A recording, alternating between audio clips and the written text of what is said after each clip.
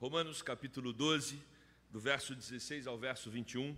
Acompanhe, por favor, a leitura do texto. Diz assim: Tende o mesmo sentimento uns para com os outros, em lugar de ser desorgulhosos, condescendei com o que é humilde. Não sejais sábios aos vossos próprios olhos. Não torneis a ninguém mal por mal. Esforçai-vos por fazer o bem perante todos os homens. Se possível, quanto depender de vós, tende paz com todos os homens. Não vos vingueis a vós mesmos, amados, mas dai lugar à ira, porque está escrito: a mim pertence a vingança, eu é que retribuirei, diz o Senhor. Pelo contrário, se o teu inimigo tiver fome, dá-lhe de comer, se tiver sede, dá-lhe de beber, porque, fazendo isto, amontoarás brasas vivas sobre a sua cabeça. Não te deixes vencer do mal, mas vença o mal com o bem. Amém. Meus irmãos, nós acabamos de participar da ceia, e é interessante, porque a ceia, ela nos informa, é um símbolo de que Deus morreu por nós. Cristo é o Deus Filho, e foi o Deus Filho enviado para ser sacrificado na cruz, para que, através do seu sangue, os nossos pecados fossem perdoados. Sem derramamento de sangue não há remissão de pecados, não há perdão de pecados. Mas o interessante é que, ao longo da história, o que acontece é o contrário. É o sacrifício de humanos para os deuses. Se você olhar em todos os povos da Mesopotâmia, se você olhar para os povos antigos, e até recentemente, isso acontece em alguns povos primitivos, você vai perceber que, geralmente, você tem o sacrifício de humanos para os seus deuses. Isso acontecia aqui, na América Central. Os astecas, eles sacrificavam seres humanos aos seus deuses, para manter uma forma de gratidão. Sabe como era o raciocínio dos astecas? Eles eram tão gratos aos deuses por manter o pleno funcionamento cósmico. O mundo funciona de uma maneira tão harmônica que os astecas, para manifestar a gratidão aos deuses, eles sacrificavam humanos em grande quantidade e de forma violenta. Tem um nome aqui que eu vou tentar falar, tá? Ele é difícil de pronunciar. Era um tipo de sacrifício, chamava Huitzilopochtli. Era o deus da guerra, esse sujeito. E o sacrifício para o deus da guerra, você tinha 4 sacerdotes que seguravam um guerreiro ou um prisioneiro. Esse indivíduo que seria sacrificado era carregado pelos 4 sacerdotes. Ele vivo, a barriga dele era aberta, as vísceras retiradas e o coração exposto e consagrado a esse Deus que eu falei o nome e não consigo repetir. Interessante que a gente não trata tanto disso, né? Somos uma religião, a igreja protestante, às vezes, né, a igreja cristã, ela apanha tanto, sofre tanto, falam tanto dela, mas ao longo da história, ao longo de toda a narrativa bíblica e ao longo da história da igreja cristã, eu sei que nós temos defeitos, existem pegadas de falhas na igreja católica, na igreja protestante, na igreja evangélica hoje. Não é difícil você encontrar vários defeitos que nós temos, mas sacrifício humano você não vai encontrar. Não vai encontrar. Aliás, uma das coisas que Deus abominava no Antigo Testamento era quando o seu povo Israel começava a se envolver com a idolatria dos outros povos, e nesse envolvimento o povo de Israel começava a naturalizar o sacrifício de humanos, como, por exemplo, o sacrifício ao deus Moloque. O deus Moloque tinha uma estátua que ficava com os braços estendidos assim, e é interessante que Israel chegou a espalhar estátuas desse deus na própria nação, e o deus Moloque ele tinha esse formato porque era para consagrar a criança. A criança era colocada nos braços do deus Moloque para ser queimada viva. Você consagrava o seu filho. Agora você começa a entender por que Deus ficava tão bravo no Antigo Testamento.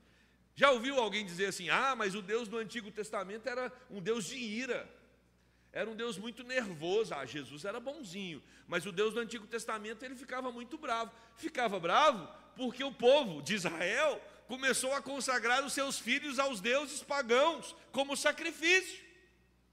E Deus então manifestava a sua ira, porque o nosso Deus jamais foi a favor do sacrifício de humanos. Por outro lado, ele entregou o seu próprio filho, o único filho, por amor a nós. Agora esse texto, Romanos 12, começa falando sobre sacrifício, que nós devemos nos consagrarmos como sacrifício vivo. E é impressionante, porque Paulo destaca, né? Para que não caiamos no erro de uma interpretação incorreta.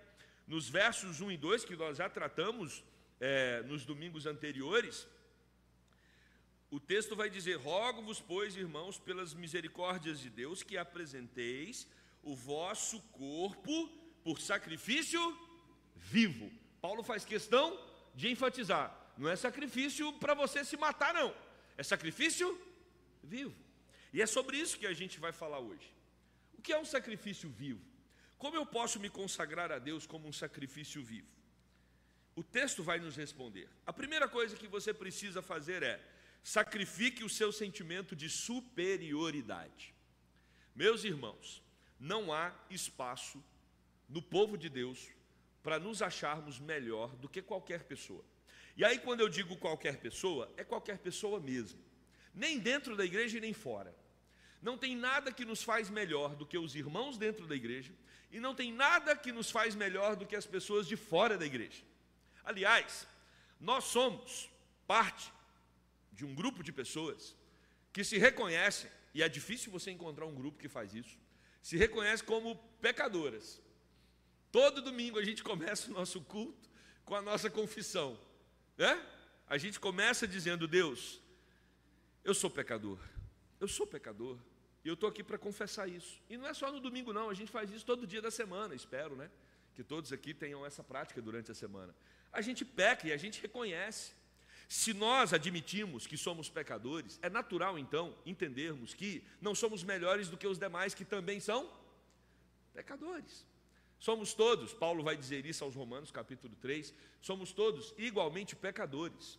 Se tem alguma coisa que faz diferença em nós, não vem de nós, vem do próprio Deus.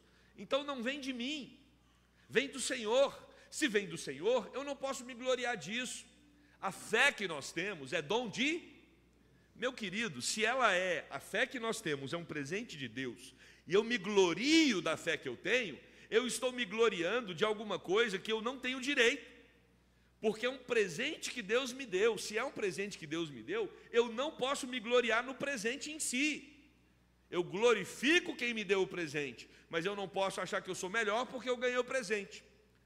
É fé, é presente, o Senhor me deu. Então a glória é para Ele, não é para mim. Eu não posso me achar melhor do que o outro, porque eu não sou em nada melhor do que o outro. É isso que o versículo 16 nos ensina: tende o mesmo sentimento uns para com os outros. Em lugar de serdes orgulhosos, condescendei com o que é humilde, não sejais o quê? Sábios aos seus próprios olhos. Meus irmãos, o que nos faz achar que nós somos melhores do que os outros? O que nos faz achar? Você pode ter uma formação maravilhosa. Uma formação maravilhosa.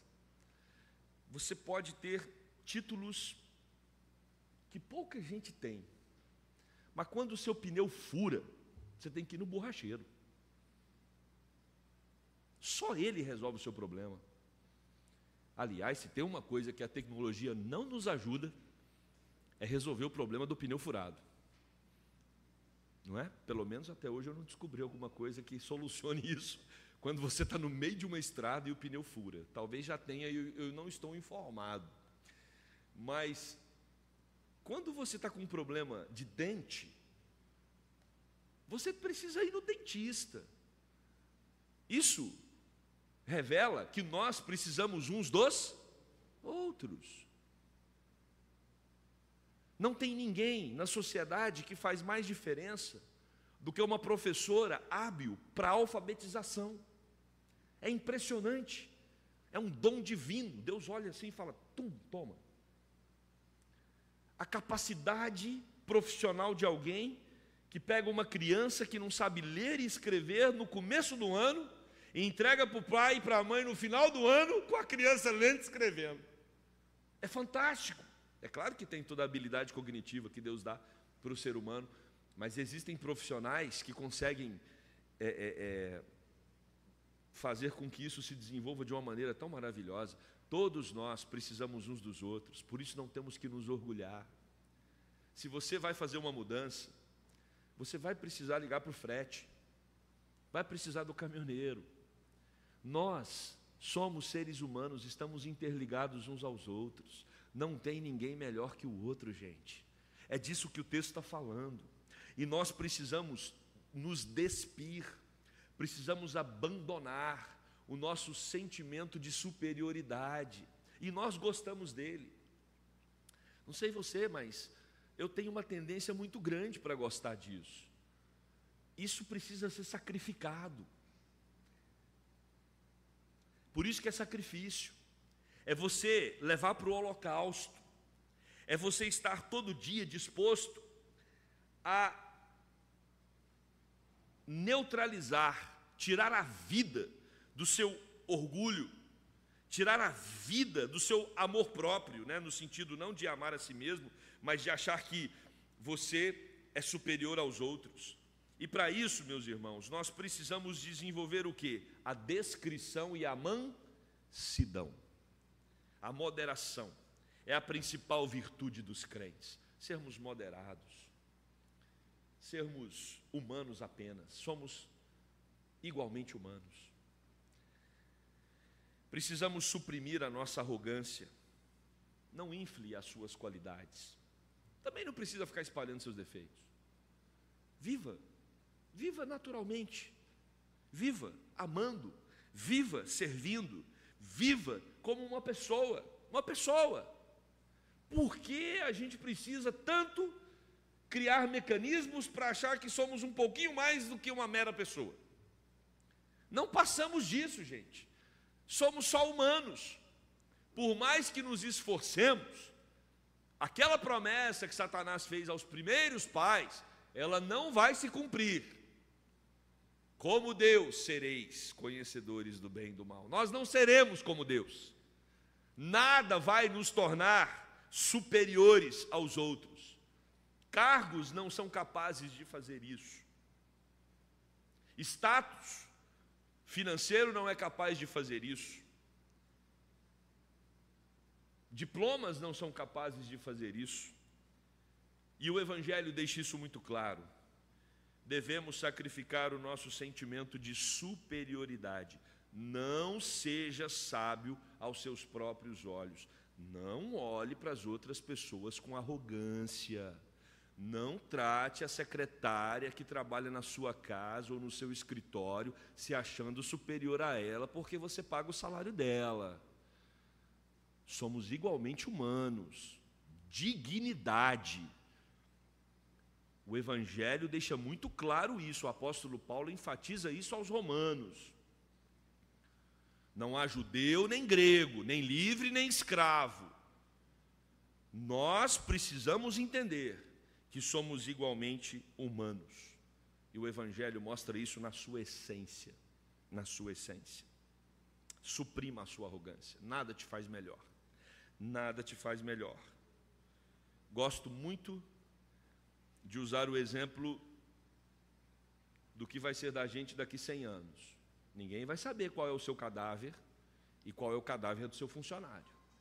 Vai colocar um do lado do outro e a pessoa que olhar vai ficar na dúvida, sem saber. Quem tem o título de de qualquer coisa e quem não tem o título, tá bom? Então, o Evangelho tem na sua essência que todos nós somos igualmente humanos. Sacrifique qualquer tentativa sua de achar que é superior ao outro. Isso é importante? É importante. Por quê? Porque é difícil. Por isso que a gente tem que enfatizar, todos nós de alguma forma queremos provar que em alguma coisa nós somos melhores. E não precisa fazer isso, porque não somos melhores. Amém? Que todos que falaram amém se esforcem para uma vida de sacrifício nessa área. Ninguém é melhor que ninguém. Em segundo lugar, o apóstolo Paulo vai ensinar que nós devemos não só sacrificar o sentimento de superioridade, mas também a lógica retributiva. Sabe qual é a lógica retributiva? É a lógica que rege o mundo. É a lógica que rege o planeta. E o que ela diz? Ela diz que se alguém te faz o mal, você faz o mal para aquela pessoa. Olho por olho, dente por dente. O apóstolo Paulo diz não. Nós não seguimos a lógica retributiva.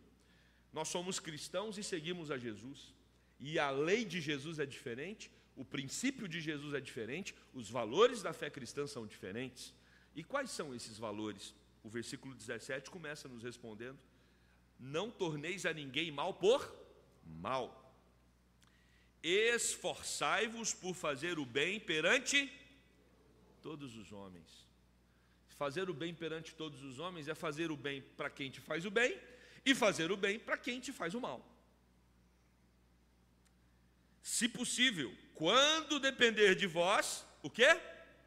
Tende paz com todos os homens. Humanamente falando, é possível isso? Mas nós não estamos aqui para vivermos na força humana. Nós estamos aqui para vivermos no poder do Espírito. Por isso que Jesus Cristo, sabendo que nós não conseguiríamos viver isso, Ele diz para os discípulos: recebereis poder ao descer sobre vós o Espírito Santo, para que vocês sejam minhas testemunhas. Só viveremos isso no poder do Espírito Santo. E é por isso, meus queridos, que a vida de devoção, a vida de meditação na palavra, a vida de oração, a vida de prostração diante do Senhor, ajoelhados, humilhados diante do Senhor, precisa ser algo comum na nossa caminhada, natural, diário, porque nós não conseguimos viver dessa forma. Alguém te faz o mal, você retribui com o bem. Mas esse é o princípio do Evangelho. Olha o que diz mais o verso 19: não vos vingueis a vós mesmos. Não seja você uma pessoa vingativa. Existe uma lógica no mundo. Romper com esse ciclo é difícil. Mas quando nós rompemos com esse ciclo, nós então nos tornamos luz nas trevas. Se todo mundo faz de um jeito, Jesus diz: vocês foram chamados para fazer diferente, porque vocês não devem se conformar com esse século. Então, se todo mundo retribui mal por mal, bem por bem, vocês vão fazer o bem a quem faz bem e vão fazer o bem a quem faz mal. No que depender de vós, vocês vão ter paz com todo mundo. Agora, isso não significa que você vai ser conivente, indiferente e isento. Ah, não, eu sou da paz, eu não entro em briga alguma, não é? Em nome da paz, você deixa o outro padecer. Em nome da paz, você deixa o fraco ser humilhado. Em nome da paz, você deixa a corrupção correr frouxa. Em nome da paz, você não compra briga alguma. Não é disso que o texto está falando. Se depender de vós, tende paz com todos. Mas há momento em que nós precisamos nos posicionar como cristãos. Isso pode gerar desconforto. Isso pode tirar a paz do ambiente. Isso pode gerar algum mal-estar. Em que momento? Quando você precisar testemunhar o nome de Cristo. Um exemplo: você é pressionado para mentir. A mentira, naquela determinada situação do seu trabalho, vai gerar paz no ambiente. Bom, se eu mentir aqui, o meu patrão não vai ficar chateado, eu não vou ser demitido, não vou perder o meu salário. Então, a mentira vai gerar uma paz. No que depender de mim, eu tenho que ter paz com todo mundo, então eu vou mentir. Não, usou o versículo de maneira inapropriada. Você não pode quebrar um princípio do Senhor e se justificar nesse texto. Você não vai mentir, vai gerar um mal-estar, vai gerar um desgaste, vai acabar a paz no ambiente de trabalho, mas você vai falar a verdade. Porque nós somos o povo da verdade. Não é a paz a qualquer custo. É a paz sem quebrarmos os princípios e os valores da nossa fé. Por isso, a conjunção se possível. Não há paz perene quando o governo do mundo é do inimigo. Nós estamos numa batalha espiritual, já falamos sobre isso. E aí, meus queridos, é muito interessante quando uma parte no versículo 19 diz, olha, não precisa vingar, mas você pode irar. Que coisa, então quer dizer que eu posso ficar irado. Sabia que você pode ficar irado? Não tem problema nenhum ficar irado. Ira em si não é pecado. Até porque Deus se ira. O problema é que nós podemos transformar a ira num pecado. Não tem como a gente olhar para a corrupção, para a injustiça, não tem como a gente olhar para muita maldade e não se irar com situações tão absurdas que acontecem ao nosso redor. A gente pode se irar. O que a gente não pode fazer é transformar a ira num pecado. E nós, muitas vezes, transformamos a ira em alguma coisa que desagrada a Deus quando nós tentamos vingar com as nossas próprias mãos. Por isso que o texto, ele enfatiza, olha, uma coisa é a sua ira, outra coisa é a tentativa de vingança. Não precisa vingar. A vingança pertence ao Senhor. Deuteronômio 32, verso 35. Quem vinga por nós é o Senhor. Porque nós temos uma vantagem quando descansamos no Senhor. Deus é justo.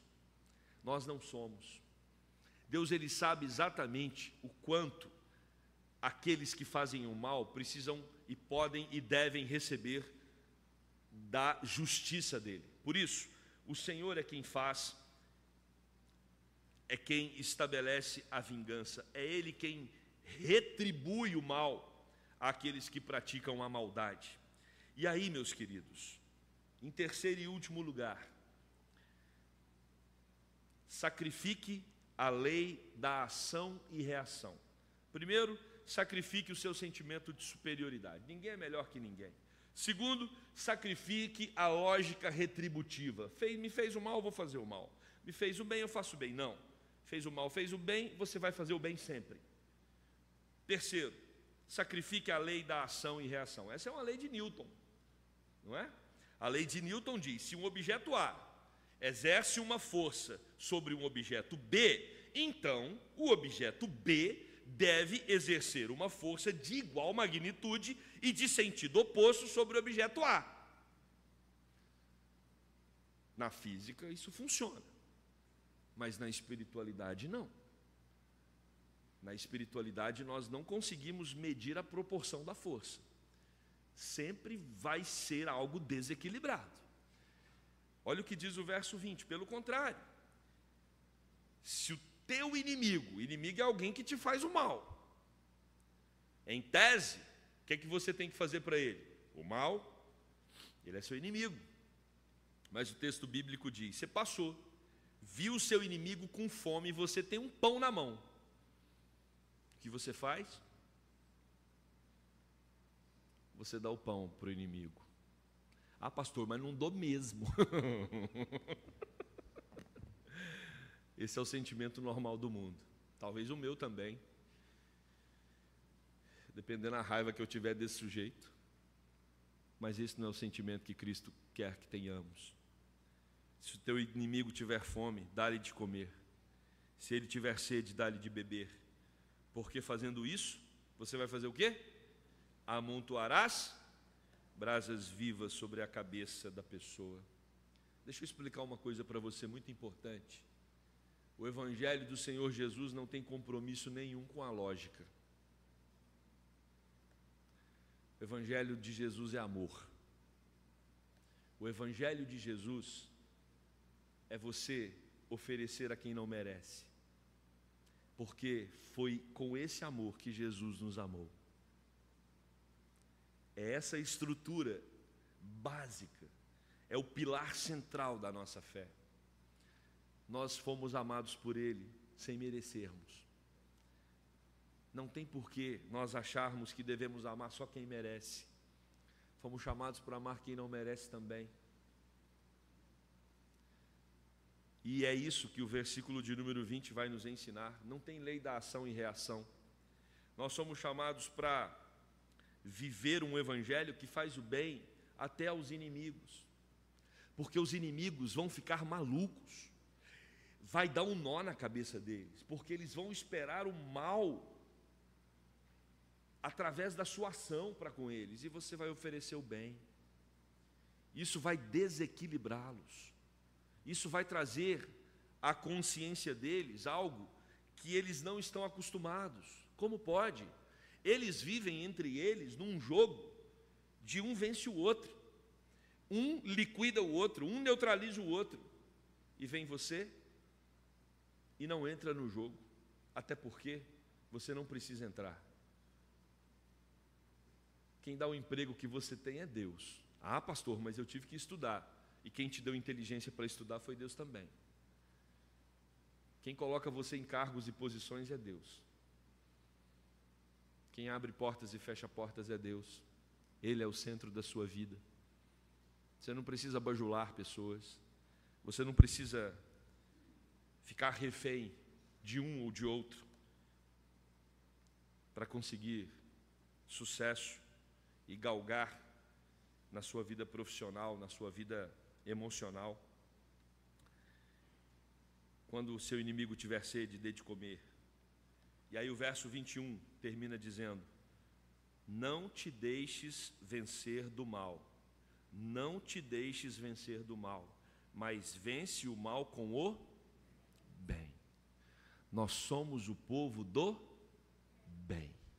Nós somos o povo da paz. Nós somos o povo do amor.